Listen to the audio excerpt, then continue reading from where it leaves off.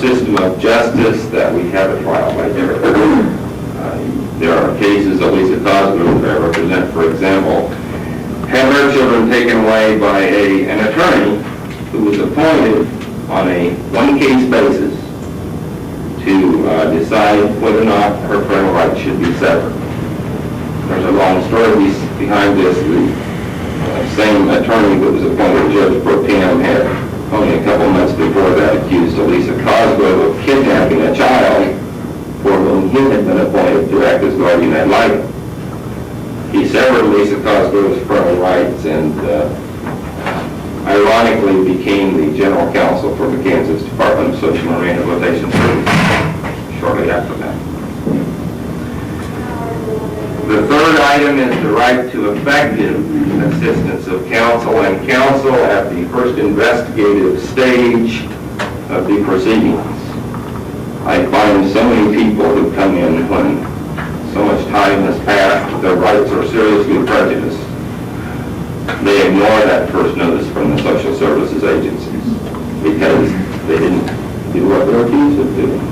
And they have faith that the system will work things out. But more often than not, the system doesn't work things out, and that remains in the permanent record. And by the time the people get to an attorney, they are so bogged down in red tape and the prejudices of the system that they have no way of digging themselves out. And the chances of it resulting in a severance of their parental rights is very realistic. In conjunction with that, the states and the federal government should allow habeas corpus review of parental rights proceedings. What I mean by that is, there are ineffective lawyers. There are lawyers who don't prepare their cases. There are judges who make errors. And while the states allow appeals, sometimes when cases are looked at later, it is determined that things were not done properly. And I'm aware of no state at the present time that allows habeas corpus relief. And we are in the process of preparing a petition for certiorari to the United States Supreme Court in Elisa Cosgrove's case on that very issue, where the Kansas Supreme Court has ruled that you have a right to effective assistance of counsel in parental rights severance cases.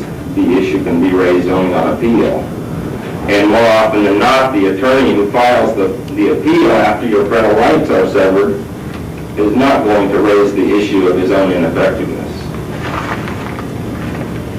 Therefore, the only way to actually enforce your right to effective assistance of counsel is through a collateral attack of a habeas corpus proceeding. And Kansas has just recently, in Elisa's case, taken the position that because her parental rights were severed, she is no longer a parent. Since she's no longer a parent, she doesn't have the right to habeas corpus relief, which is normally granted to parents. And it's a real catch-22 situation. Finally, I would suggest that the establishment of a federal agency be considered to oversee the operation of state social service agencies, to investigate complaints, and to set rules and guidelines which must be followed by those agencies which seek to break apart families, to take children out of families, to take parents from their children. The family unit is the backbone of our American society. It is time that our government offer it the protection that it deserves.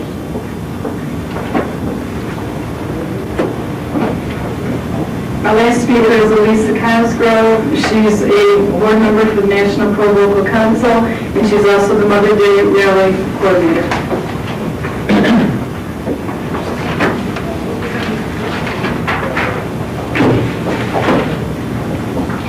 With invincible spirit, I come before you in honor of the children and families who have been destroyed by the system that has professed